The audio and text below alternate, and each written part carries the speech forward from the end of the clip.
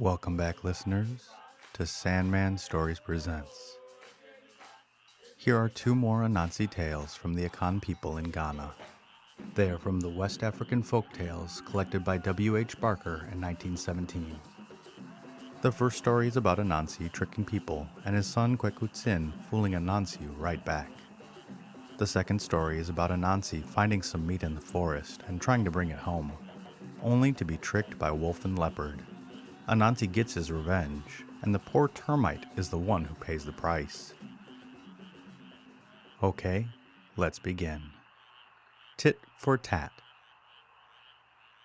There had been a great famine in the land for many months. Meat had become so scarce that only rich chiefs had money enough to buy it. The poor people were starving. Anansi and his family were in a miserable state. One day, Anansi's eldest son, Kweku Tsin, to his great joy, discovered a place in the forest where there were still many animals. Knowing his father's wicked ways, Kweku told him nothing of the matter. Anansi, however, speedily discovered that Kweku was returning loaded day after day to the village. There he was able to sell the meat at a good price to the hungry villagers. Anansi immediately wanted to know the secret, but his wise son refused to tell him.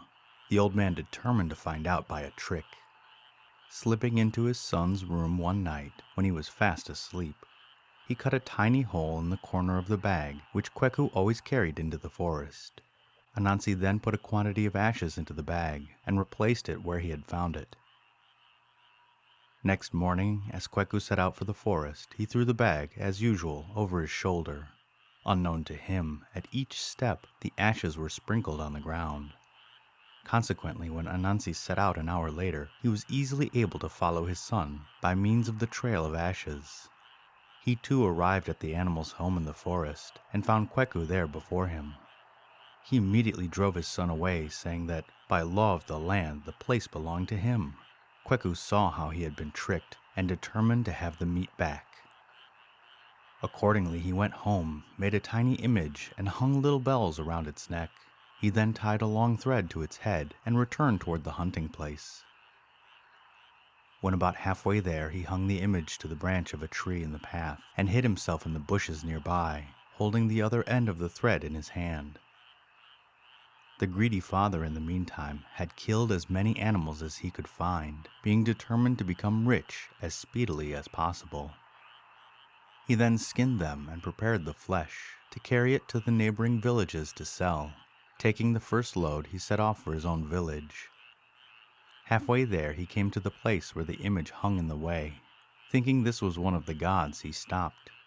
As he approached, the image began to shake its head vigorously at him. He felt that this meant the gods were angry. To please them, he said to the image, "May I give you a little of this meat?" Again the image shook its head. "May I give you half of this meat?" he then inquired. The head shook once more. "Do you want the whole of this meat?" he shouted fiercely. This time the head nodded, as if the image were well pleased. "I will not give you all my meat," Anansi cried. At this the image shook in every limb, as if in a terrible temper. Anansi was so frightened that he threw the whole load on the ground and ran away. As he ran, he called back, "Tomorrow I shall go to Ekubon. You will not be able to take my meat from me there, you thief." But Kweku had heard where his father intended to go next day, and set the image in his path as before. Again, Anansi was obliged to leave his whole load, and again he called out the name of the place where he would go the following day. The same thing occurred day after day, till all the animals in the wood were killed. By this time, Kweku Tsin had become very rich, but his father Anansi was still very poor. He was obliged to go to Kweku's house every day for food. When the famine was over, Kweku had a great feast and invited the entire village. While all were gathered there, Kweku told the story of his father's cunning and how it had been overcome. This caused great merriment among the villagers. Anansi was so ashamed that he readily promised Kweku to refrain from his evil tricks for the future. This promise, however, he did not long keep. The end. Okay, and story number 2. It says white ants, and what that means is termites. So, Why white ants always harm man's property. There once came such a terrible famine in the land that a grain of corn was worth far more than its weight in gold. A hungry spider was wandering through the forest looking for food. To his great joy, he found a dead antelope. Knowing that he would not be allowed to reach home in safety with it, he wrapped it up very carefully in a long mat and bound it securely. Placing it on his head, he started for home. As he went, he wept bitterly, telling everyone that this was his dead grandfather's body. Everyone he met sympathized heartily with him. On his way, he met the wolf and the leopard. These two wise animals suspected that this is one of Spider's tricks. They knew that he was not to be trusted. Walking on a little way, they discussed what they could do to find out what was in the bundle. They agreed to take a shortcut across the country to a tree where they knew Cousin Spider must pass. When they reached this tree, they hid themselves very carefully behind it and waited for him. As he passed the place, they shook the tree and uttered frightful noises. This so frightened Mr. Spider that he dropped his load and ran away. The two gentlemen opened the bundle and, to their great joy, discovered the flesh of the antelope in it. They carried it off to their own home and began to prepare supper. When Mr. Spider recovered from his fear, he began to wonder who could have been in the tree to make such noises. He decided that his enemies must be Wolf and Leopard. He made up his mind he would get his meat back from them. He took a small lizard and filed his teeth to find sharp points. Then he sent him to spy upon the wolf and leopard by begging fire from them. He was to get the fire and quench it as soon as he left their cottage.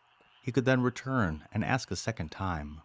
If they asked him questions, he must smile and show his teeth. Lizard did just as he was told, and everything turned out just as Spider had expected. Wolf and Leopard eagerly asked the Leopard where he had his teeth filed so beautifully. He replied that Filing Spider had done it for him. Wolf and Leopard discussed the matter and sent to have their teeth filed in the same way. They could then easily break the bones of their food. Accordingly, they went to the house of the disguised Spider and asked him to make their teeth like lizards. Spider agreed, but said that to do it properly, he would first have to hang them on a tree. They made no objections to this. When he had them safely hung, Spider and his family came and mocked them. Spider then went to their cottage and brought away the body of the antelope. The whole village was invited to the feast, which was held in front of the two poor animals on the tree. During this festival, everyone made fun of Wolf and Leopard. Next morning, White Ant and his children passed the place on their way to some friends. Mr. Leopard begged them to set him and his friend free. White Ant and his family set to work, destroyed the tree, and set them at liberty. Leopard and Wolf promised the ants that on their return they would spread a feast for them. Unfortunately, Spider heard the invitation and made up his mind to benefit by it. On the third day, which was the very time set by the Wolf and Leopard, Spider dressed up his children like the ants. They set out, singing the ants' chorus, in order to deceive Leopard. Wolf and Leopard welcomed them heartily and spread a splendid feast for them, which the Spiders thoroughly enjoyed. Soon after their departure, the real ants arrived. The two hosts, thinking these must be Spider and his family, poured boiling water over them and killed them all except the father. White Ant, on reaching home again, in great anger, vowed that he would never again help anyone. He would take every opportunity to harm property. From that day to this, white ants have been a perfect pest to men. The end. Oh, as always, you can never trust Anansi, but he always makes for a great story. And I'm becoming a big fan of his son, Kweku Tsin. I had never heard of him before I started these stories, but I really enjoy it. Alright, the podcast shout out is to Lexitecture. This is a podcast that I've been listening to for a few years. I jumped on board their word nerd train very early on, and am planning to listen to every episode until they stop. The two hosts, Ryan from Canada and Amy from Scotland, met while teaching in Korea. They are both massive word nerds, and their show is Word Nerd Paradise. Each episode, they pick 2 words, break them down into their roots, and talk about related words and senses of the word. There are lots of references to pie roots and roget and the big book of synonyms discriminated. And if you love this show as much as I do, go and give them a 5-star rating on Podchaser or iTunes. And the listener shout out is to Istanbul, Turkey. You are 100% of my listeners from Turkey. Teşekkür ederim. İyi geceler.